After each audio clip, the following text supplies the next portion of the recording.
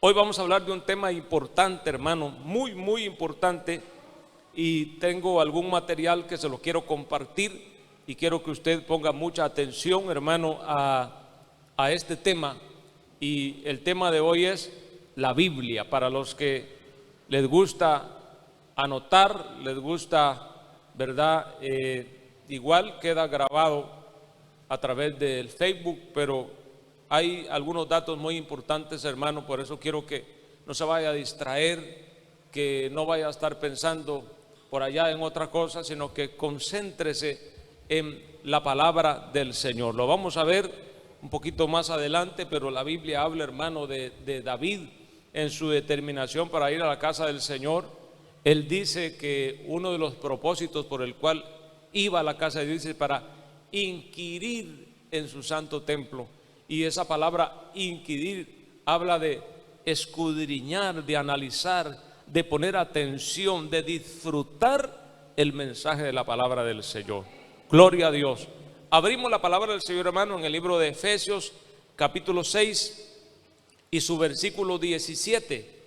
Efesios capítulo 6 y su versículo 17. Gloria al Señor, aleluya. Dice la palabra del Señor: y tomad el yelmo de la salvación y la espada del Espíritu, que es la palabra de Dios.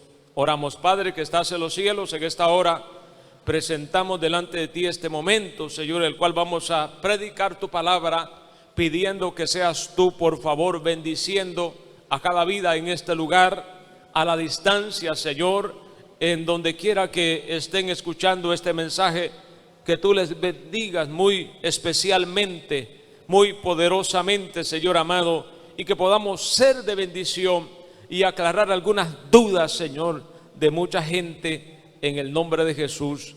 Amén.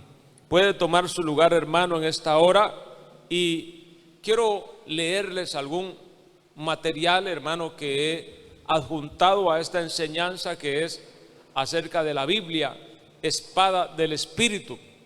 Y en primer lugar, hermano, quiero que entendamos de que la Biblia, o la naturaleza de la inspiración, se define a través de la revelación, la inspiración y la iluminación. Es fácil confundir los significados de los tres términos. La revelación es el acto en que Dios da a conocer las cosas que el hombre no puede descubrir por su propia cuenta. Él ha revelado cosas tales como los detalles de los planos divinos, sus propósitos y el destino de los seres humanos, y sobre todo detalles de sí mismo. Podemos ver, no lo vamos a ver por tiempo, pero en Génesis 7, 13 al 21, Efesios capítulo 1, versículo 9 al 11, detalla lo que estoy mencionando yo. En contraste está la inspiración. Se refiere a una influencia divina sobre hombres elegidos por Dios para comunicar esa revelación. Una definición más específica es la acción ejercida por medio del Espíritu Santo sobre los escritores de los libros del Antiguo Testamento, a fin de que proclamaran y escribieran en forma exacta y auténtica el mensaje recibido por Dios. Así que la inspiración comunica y preserva lo que Dios revela. Si usted está poniendo atención, se da cuenta que acá acabo de hablar acerca de la inspiración y la revelación. Dice que la inspiración comunica y preserva lo que Dios ya reveló. Por ejemplo, las visiones de San Juan, que se encuentran en Apocalipsis, fueron dadas por revelación, pero el apóstol las registra en su libro por inspiración. También por inspiración Dios ilumina el significado de eventos históricos y capacita al escritor para registrar correctamente esta interpretación divina.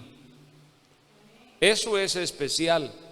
Por eso en la palabra del Señor, hermano, encontramos algunos pasajes que afirman de que cómo nosotros podemos entender la palabra del Señor. Es necesario, por tanto, que la inspiración bíblica sea completamente por la iluminación del Espíritu Santo en el interior del lector u oidor de la palabra, que es el Consolador. En Job capítulo 32, versículo 8, léalo conmigo. Job capítulo 32 y su versículo 8, dice la palabra del Señor: ciertamente espíritu hay en el hombre, y el soplo del Omnipotente le hace que entienda. Primera de Corintios capítulo 2 y su versículo 14. Gloria sea el nombre del Señor.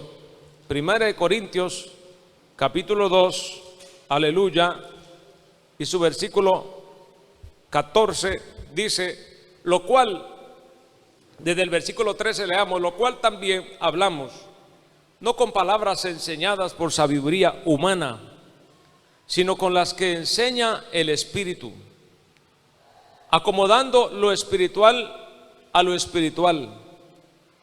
Pero el hombre natural no percibe las cosas que son del Espíritu de Dios, porque para él son locura y no las puede entender, porque se han de discernir espiritualmente. Podríamos decir, porque se han de discernir a través de la iluminación del Espíritu Santo, ¿verdad? También, Primera de Juan capítulo 2, versículo 27, búsquelo. Primera de Juan capítulo 2, gloria al Señor, y su versículo 27.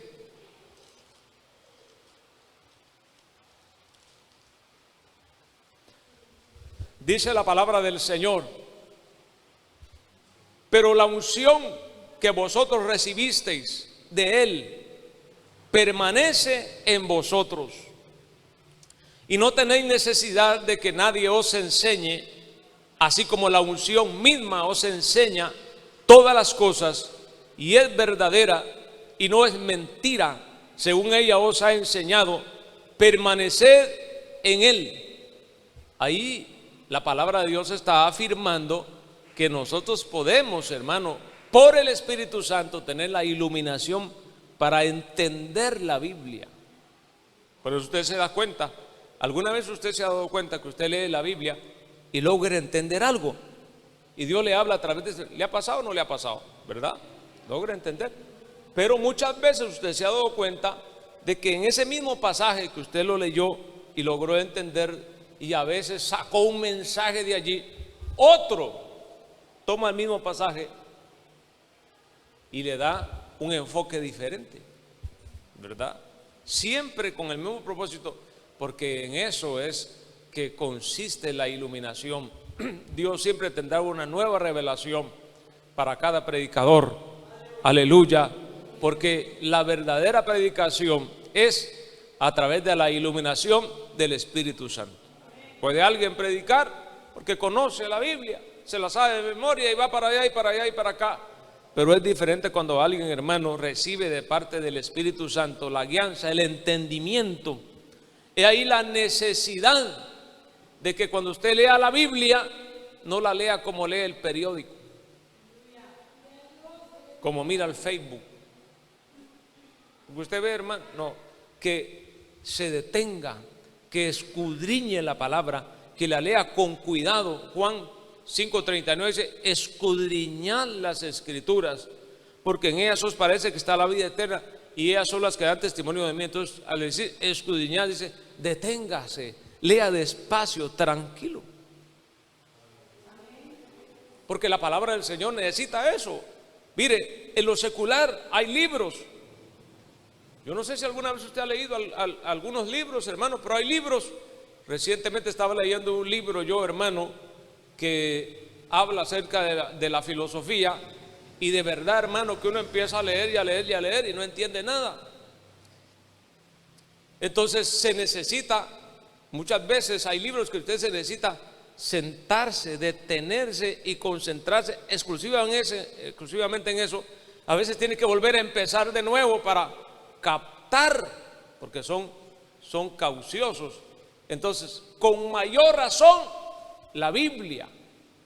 Si le damos una carrera, dice, leí un capítulo, pero solo lo agarró como que era la prensa, hermano, no va a tener efecto con que usted se detenga con el respeto, con el aprecio, con el valor que le da usted a la palabra del Señor.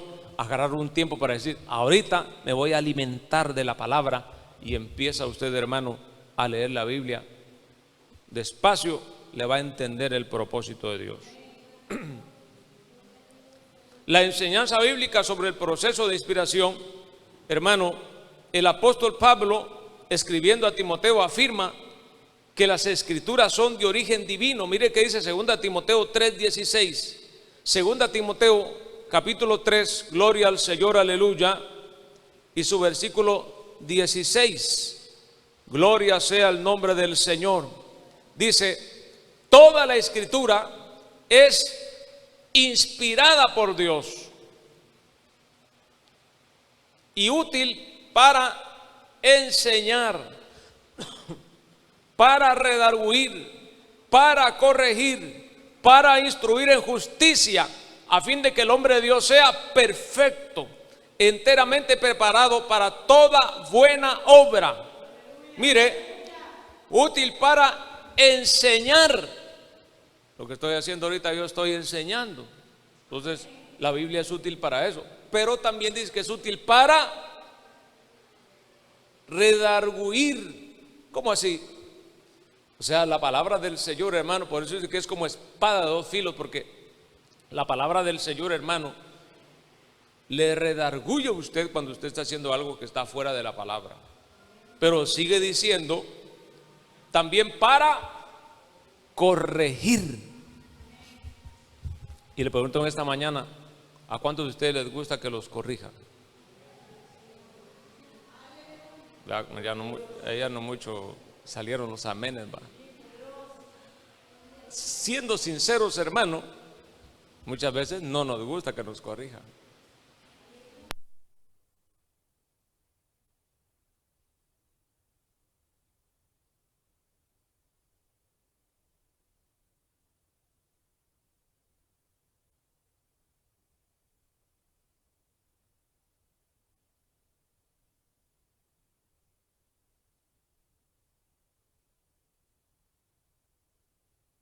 Dos, gloria a Dios. Si lo hacen delante de otra persona, nos enojamos. ¿Por qué nos enojamos? Porque a veces está montado en nosotros el orgullo, ¿va? Que es otro factor, hermano, que hay que hacerle un lado. O sea, tenemos que aprender a dejar que nos corrijan y reconocer cuando estamos fallando. Entonces la palabra del Señor tiene ese propósito de corregir. Hoy en día, hermano, estamos viviendo un tiempo muy difícil en cuanto a la corrección. Les decía un día de estos de que nos damos cuenta que donde uno está abriendo obra, especialmente los campos blancos, hermano, llega mucha gente nueva. Hay gente que llega, pero predica uno un mensaje de la palabra del Señor, se enojan y se van. No les gustó y se van. Sí. A los días llegan otros, hermanos, y contento el colaborador, uno dice, qué bueno, hay dos nuevos ahí, pero no sabe usted ni por dónde entrarle, porque no los conoce, si se van o no, porque hoy la gente está muy inclinada a querer hacer lo que se le da la gana. ¿Sí? Si usted ve, hermano, mire, inclusive los estudios modernos de hoy en día, hermano, usted se mete a estudiar y va a ver las leyes, todo lo que está surgiendo hoy en día está enfocado en la libertad del ser humano. No obligue al ser humano, que él decida qué hacer, que haga lo que le guste. O sea, hoy hay todo ha cambiado, y ahí está hermana Sandra, que es maestra, que sabe que hasta los niños hoy en día, hermano, se les tiene que respetar, hasta los berrinches y todo lo demás. Aquel quiere estar sentado y el otro parado. Ahí déjenlo, no les digan nada. Ese es su deseo. Entonces, la corrección se está volviendo difícil. Porque entonces viene la gente y ve allá y dice, ay, en aquella iglesia, qué calidad. Ahí llega uno vestido como sea y no le dicen nada a uno. Entonces ya ven, ahí son legalistas, extremistas. Ve, la gente se daña. Y sin darse cuenta se pone un casco de protección y entonces ya no quiere que se le corrija. Porque ve no los buenos ejemplos, los malos ejemplos de otros lugares.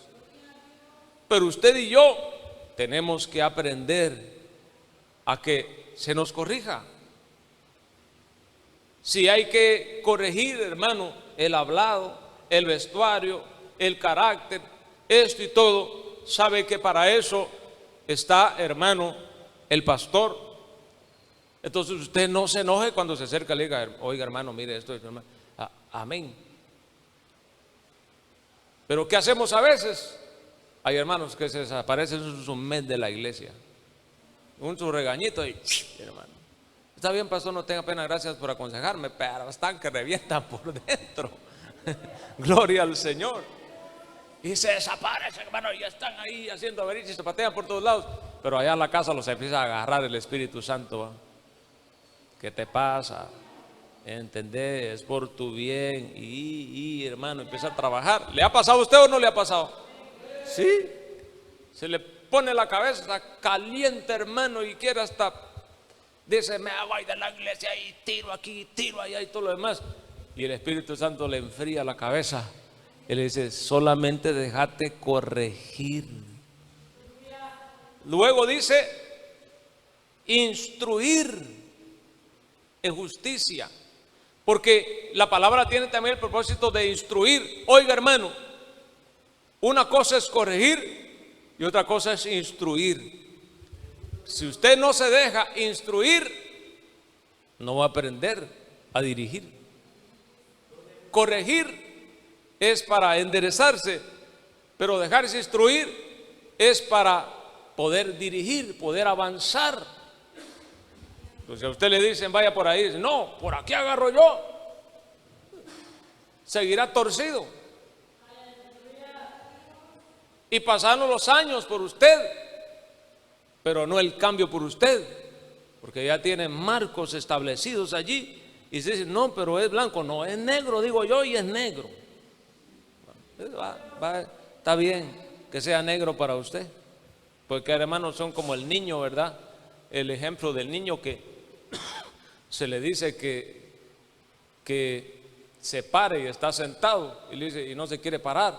Entonces al final de una amenaza se para, pero él dice, estoy parado, pero en mi mente estoy sentado. A veces se actúa de esa manera, pero por eso muchas veces no hay cambios, porque no queremos abrir el espacio a la instrucción. Alabanzas al nombre del Señor para siempre. Gloria a Dios. Bueno, entonces la Biblia, oiga, reclama ser inspirada por Dios. Ya hemos considerado pasajes en el Nuevo Testamento que hablan acerca de la paternidad divina del Antiguo Testamento, pero el testimonio de la Biblia sobre la inspiración de su contenido no se limita a ellos. En todas sus partes, las Sagradas Escrituras mismas afirman ser inspiradas. Los escritores del Antiguo Testamento lo atestiguan. Jesucristo habla con autoridad porque se da cuenta de que es el Hijo de Dios. Cita continuamente del Antiguo Testamento, reconociendo que es palabra de Dios. El testimonio de los apóstoles acerca de la autoridad divina de la Biblia es igualmente claro y contundente. Alabanzas al Señor para siempre. Ahora bien, el testimonio del Antiguo Testamento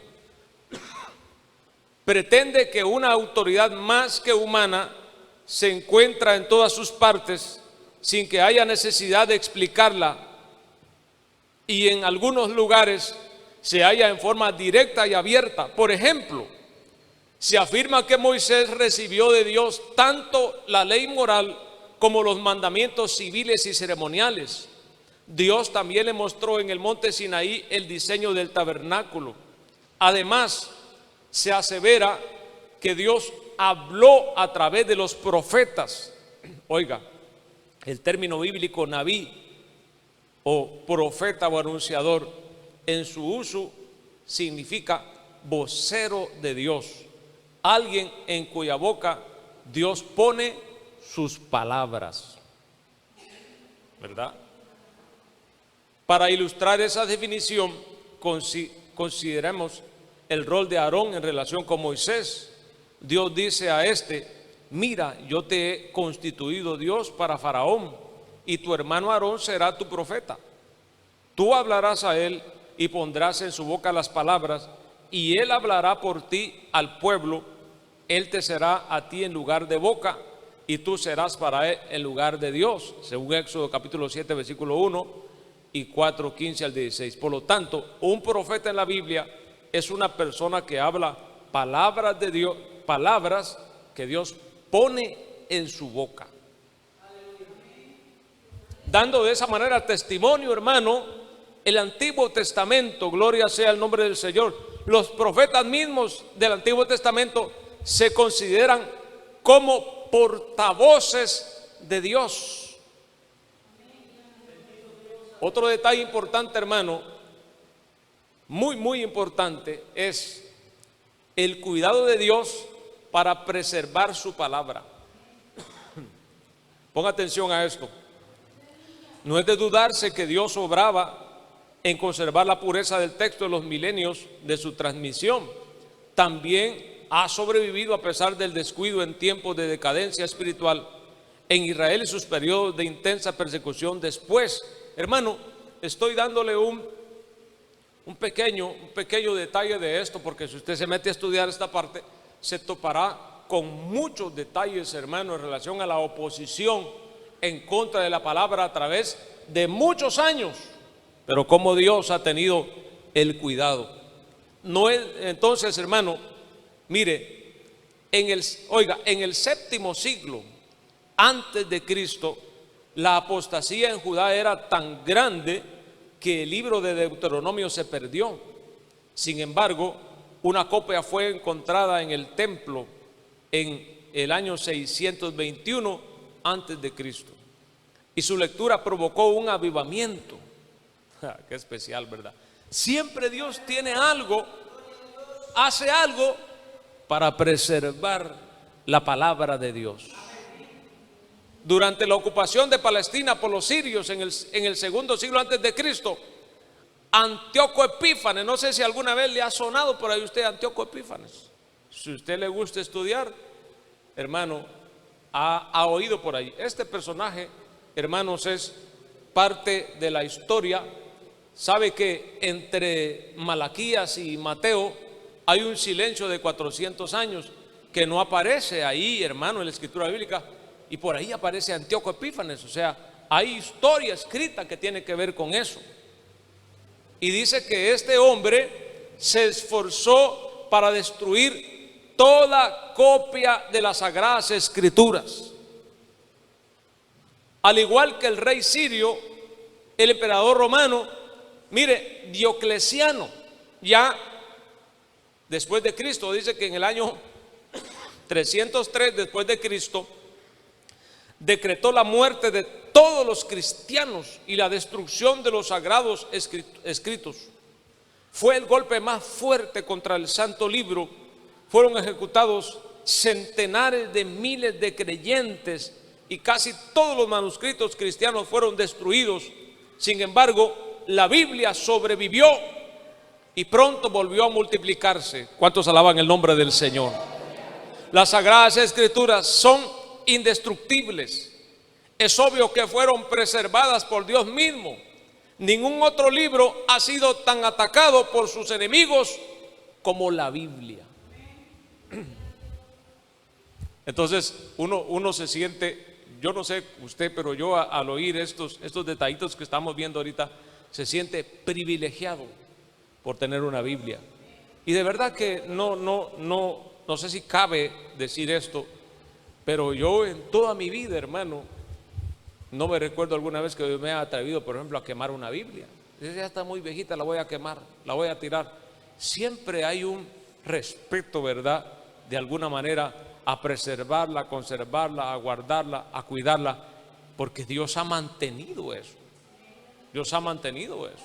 Usted no va a agarrar la hoja de la Biblia, y no es porque se lo impongan ni lo estamos diciendo, que yo me recuerdo, no lo he dicho alguna vez, pues usted no va a agarrar una hoja de la Biblia para romperla y hacer algo, una travesura. Agarra cualquier libro, un cuaderno, pero la Biblia se le tiene un aprecio, un respeto, porque es la palabra de Dios, ¿verdad? Ningún otro libro ha sido tan atacado entonces por sus enemigos como la Biblia. Es en el segundo siglo después de Cristo, hombres paganos bien instruidos criticaban las Sagradas Escrituras. Ahí, hermano, aparece, como no podían detener la Biblia, no podían esconderla, entonces se tomaron la idea de criticarla, ¿verdad?, para quitarle peso. Dice que un personaje llamado Celso, en su libro dice Discurso Verdadero, decía que los preceptos éticos de los cristianos no eran nuevos, sino ya enseñados por los filósofos.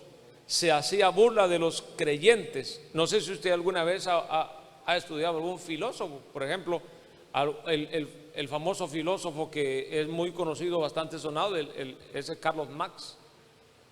Pero hay otros, hermanos, filósofos que tienen una filosofía diferente, un credo diferente. Este le abre la mente de una forma a usted, el otro se la bota y se la cambia, el otro. Y muchos de ellos han tratado la manera de meter su filosofía, tratando de quitarle peso a la palabra del Señor, ¿verdad?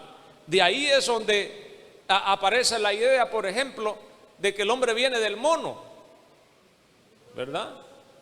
Al meter esa teoría a la mente del ser humano, están botando lo que la Biblia enseña. O sea, ¿qué están diciendo? La Biblia no es cierto, está mintiendo. El hombre viene del mono y empiezan a usar teorías para probar eso y hacerle creer a la gente acerca de la evolución, que es cierto que hubo una evolución, que primero mencionan el término sapiens, creo, ¿verdad? Y usted se mete al internet y ve evolución del hombre, va a ver que de primero hay una cosa como que es un chimpancé. Ajá. Y de ahí va ya medio chimpancé y poco a poco ahora de repente ya empieza a formarse como hombre hasta que aparece el hombre. Esa es la teoría, hermano, de Carlos Darwin, ¿verdad? Con la idea de votar lo que establece la palabra. Y hay muchas más teorías, hermano. Entonces dice que se hacía burla de los creyentes por creer que Dios hizo todas las cosas por causa del hombre, que los hombres son creados a la imagen de Él, como si los murciélagos, las hormigas y los gusanos hubieran creído que Dios había venido a ser ciudadano entre ellos solos, como si ellos fuesen semejantes a Dios y toda la creación existiera por amor de ellos. Otro crítico acérrimo en el mismo periodo, Porfirio, filósofo del neoplatonismo, porque Platón es otro filósofo, señalaba lo que él suponía fueron discrepancias en las Escrituras. ¿Cómo pueden conciliarse los diferentes relatos de la muerte y resurrección de Jesús?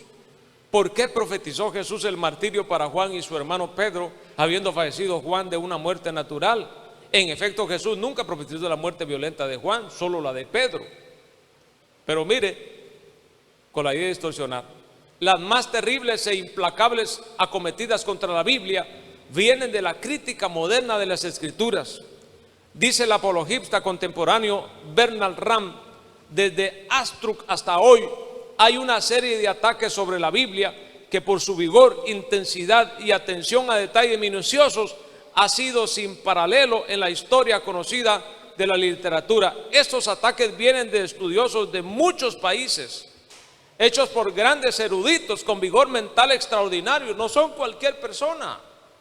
gente que se dedica a meterse a la literatura, hermano, que se devoran libros enteros. Estaba escuchando ayer, hermano, a un personaje, gloria al Señor, aleluya, que decía él, hermano, ya unos 80 años de edad, 75, 80 años de edad,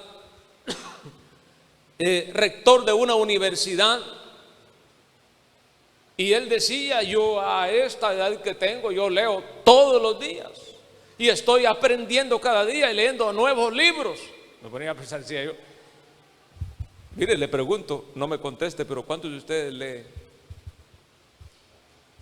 ¿Cuántos libros se lee? ¿Verdad? Ni la Biblia leemos a veces, hermano. Y va a leer usted algún libro, pero sabe que es bueno leer. A leer la Biblia ahí, hermano, pero usted, hay libros muy buenos que es bueno leer. Yo ahorita estoy leyendo un libro que se llama La Patria del Criollo, la historia de parte de la historia de Guatemala. Hay libros, por ejemplo, usted debería de saber de geografía, de historia de Guatemala, de un montón de cosas. Entonces, pero no, mejor el Facebook, va. Entonces decía, este hombre con casi 80 años, médico y cirujano, rector universitario, ¿cree usted que hay necesidad que siga leyendo? Si ya está hecho. Pero él dice, no, yo sigo aprendiendo, ¿verdad?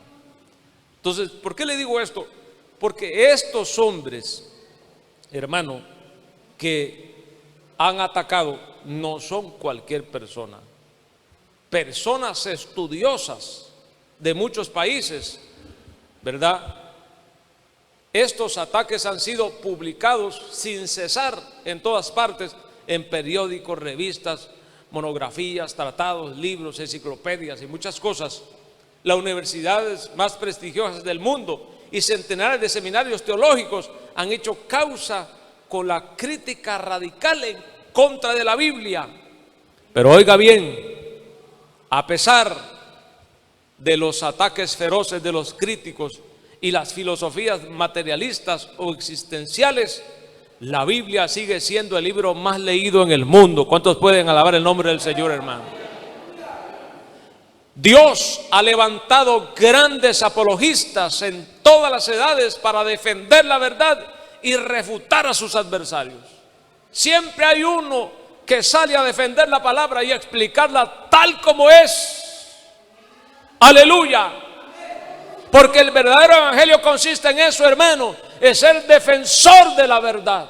Puede andar cualquier falso por allá, cualquier mentiroso diciendo lo que sea, pero alguien saldrá en defensa de la verdad.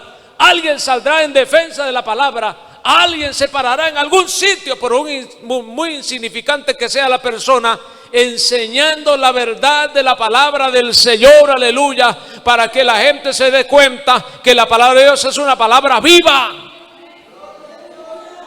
y que seguirá siendo viva a pesar de los años, por más que el enemigo la quiera apagar, ocultar y quiera meter a quien quiera meter para distorsionarla. La verdad no se esconderá, no se ocultará. Y qué lindo al escuchar esto, hermano, porque yo me doy cuenta, digo, cómo Dios se ha preocupado por preservar el santo libro, por mantener de alguna manera más de alguien, hermano, para que preservara esto o aquello, para que eso continúe. Y sigue mostrando, hermano. Mire, recientemente pudimos ver nosotros las noticias aquí en Chiquimula, como esa librería fue, hermano, lamentable lo que pasó, de verdad. Da mucha tristeza, no queremos que a nadie le pase eso. Pero lo que sucede en medio de toda esa catástrofe, que las Biblias que estaban allí quedaron intactas. No porque no exista, hoy existe la Biblia por todos lados, pero Dios mostrando de alguna manera y tratando de dar un mensaje que para él la Biblia es algo importante, las deja intactas. Y eso, hermano, se ha regado ya por todo el mundo. Claro que hay países donde la gente, como no pudo presenciar eso, dirá, eso es una mentira. Pero nosotros que vivimos aquí en Chiquibula, sabemos que es cierto. Dios sigue mostrando, hermano, su propósito de acuerdo a la palabra del Señor. Oiga, la unidad de la Biblia. Se nota la asombrosa armonía de cada libro con el resto de la Biblia, a pesar de haber sido, oiga, unos 40 los autores a través de 1400 años. Pero Dios permite que haya una sincronía. Tiene un solo tema. La redención del hombre. Se encuentra la primera promesa de redención en Génesis capítulo 3, versículo 5. Ahí, en el primer libro de la Biblia, ahí está la promesa de la redención. Gloria al Señor, ¿verdad? La sentencia en contra de la serpiente antigua y la consumación de la redención en Apocalipsis. Las partes no se contradicen entre sí, presentan un sistema de doctrina, una norma de moralidad y un plan de salvación que demuestra que la Biblia es la obra de una solamente, la del Espíritu Santo. El carácter de la Biblia, los elevados conceptos bíblicos son dignos de una revelación divina, reconocen la unidad, personalidad y trinidad de Dios, hacen resaltar la santidad y el amor divino. La Biblia describe el origen del hombre, su posición original y su caída, revela lo horrible del pecado y es el único libro que presenta un remedio adecuado para este problema. Es imposible mejorar la norma de conducta que se encuentra en los 10 mandamientos y en el Sermón del Monte. También la Biblia está libre de conceptos absurdos que caracterizan a otros escritores religiosos de su época. Nadie fuera de Dios pudo idear enseñanzas tan sublimes y a la vez tan conformes a la realidad. Y por último, la influencia de la Biblia. Ningún otro libro ha tenido tanta influencia para bien en el mundo como lo ha tenido la Biblia. Los otros libros religiosos, tales como por ejemplo está el Corán, el budismo, el confucianismo, y hay un montón de libros más, hermano, pero simplemente han hecho un efecto, pero no como la Biblia, que sigue siendo hasta el día de hoy el libro más leído y, como dice acá, con una influencia clara y concisa de parte de Dios y con la revelación de Dios. Por eso es necesario que leamos la Biblia. Por eso es necesario que obedezcamos a la palabra del Señor, ¿verdad? Que escudriñemos. Salmo 27:4, leámoslo. Les decía yo que habla la palabra del Señor. Salmo número 27, gloria al Señor. Y su versículo 4,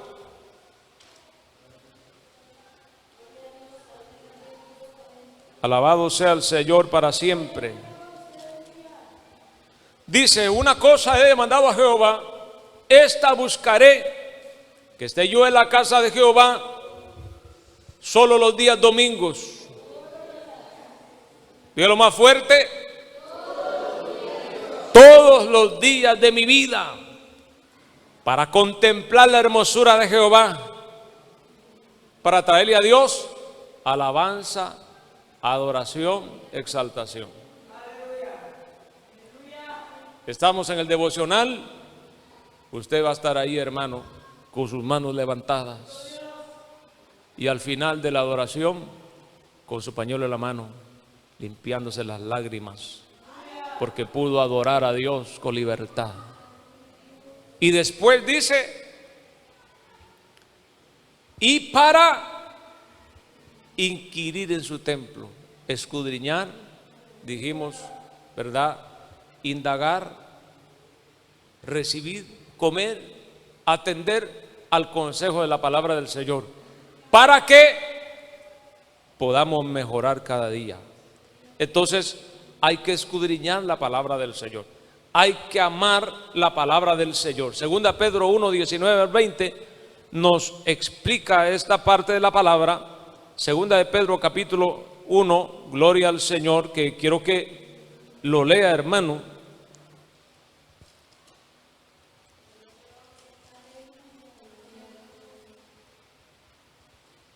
dice, tenemos también la palabra profética más segura, a la cual haced bien en estar atentos, como una antorcha que alumbra el lugar oscuro, hasta que el día esclarezca y el lucero de la mañana salga en vuestros corazones. Entendiendo esto, entendiendo primero esto, que ninguna profecía de la Escritura es de interpretación privada, porque nunca la profecía fue traída por voluntad humana, sino que los santos hombres de Dios hablaron siendo inspirados por el Espíritu Santo. Por eso, hermano, es fundamental la palabra de Dios para nuestra vida.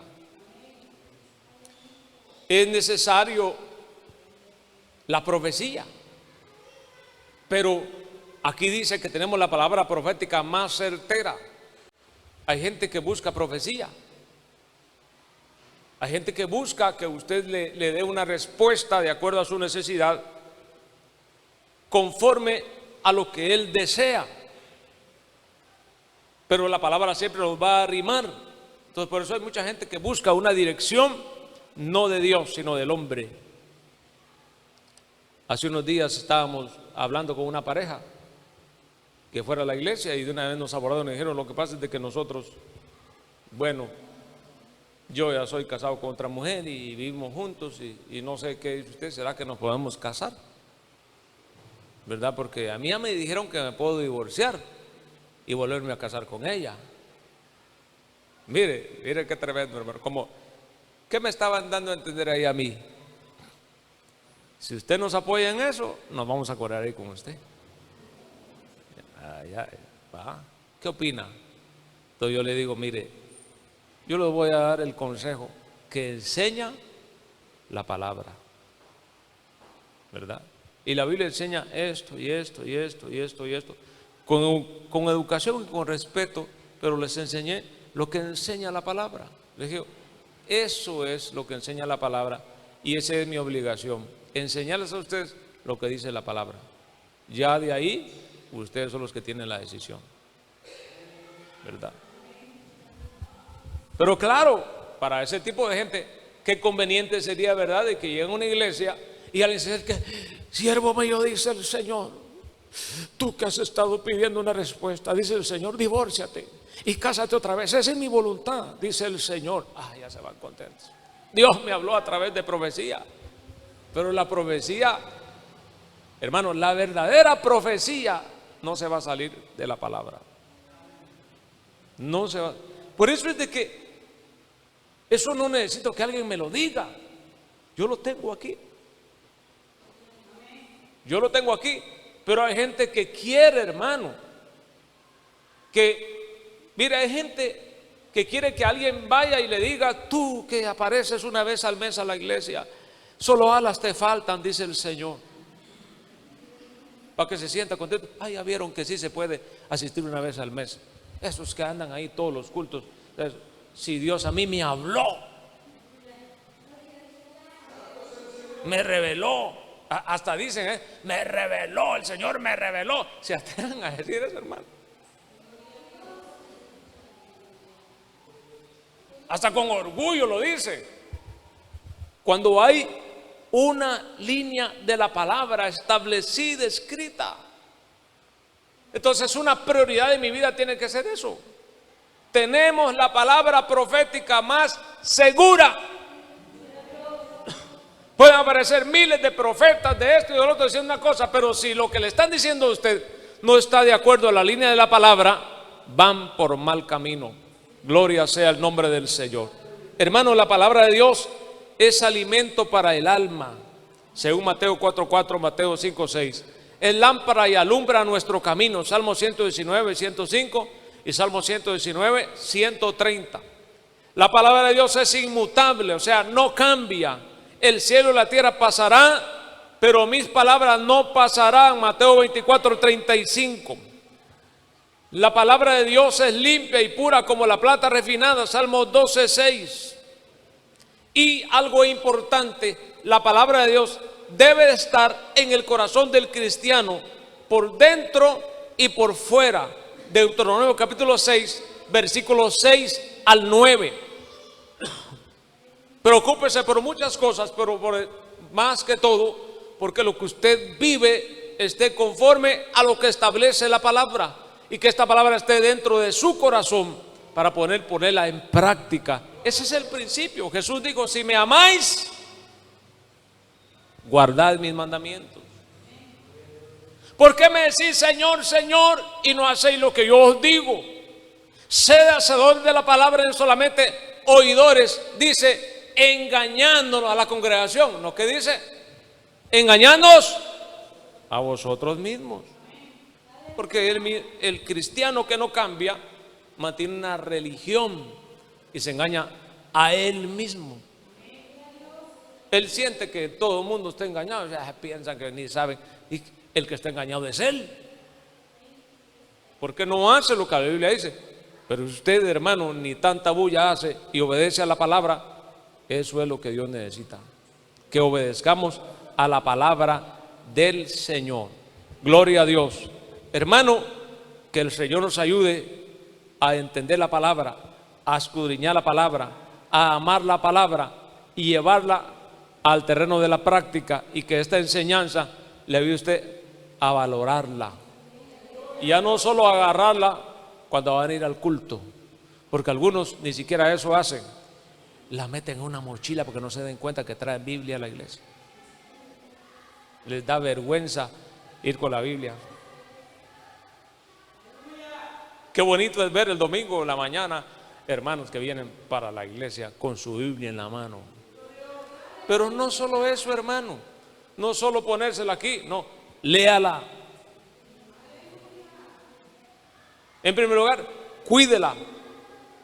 Y en segundo lugar, léala, porque hay hermanos que la cuidan tanto que mejor no la usan para que no se dañe. No, hombre, ábrala, compre resaltador y ahí, hermano, tenga la marcadita por todos lados con papelitos aquí y allá, hermano. Mire, cuando usted abra una Biblia y vea que está llena de papelitos, de marcas, de todo, diga usted, ese le gusta estudiar la Biblia. Pero cuando usted habla una Biblia, mira, que siempre está nuevita, dice, no, esa no lee la Biblia. Sí.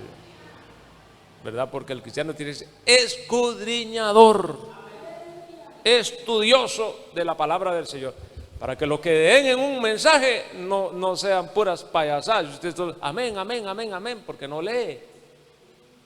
Ese es el problema, hermano. Ese es el problema del religioso.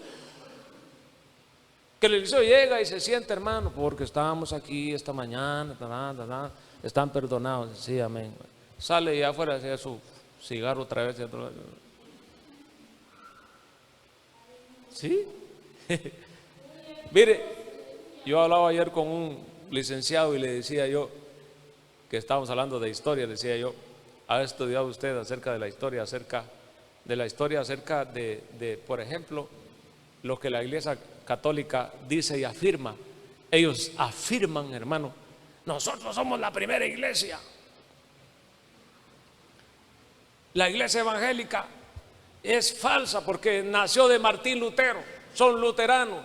Los hermanos separados porque no conocen la historia, y usted les habla la historia y no la entienden, se cierran de la mente. Pero solamente tienen que leer la historia y se van a dar cuenta, hermano, de que el catolicismo romano no inició con el Señor Jesús. El catolicismo romano es una religión que fue tomando fuerza a través ya para el tiempo de Martín Lutero, hermano. El catolicismo era una religión pagana vendiendo indulgencia. Por eso las famosas 95 tesis que Martín Lutero clavó en esa iglesia de Wittenberg, creo que fue, ¿verdad? Allí, hermano, él estaba poniendo 95 cosas con las que él no estaba de acuerdo, que ya estaban fuera de la palabra. Fuera.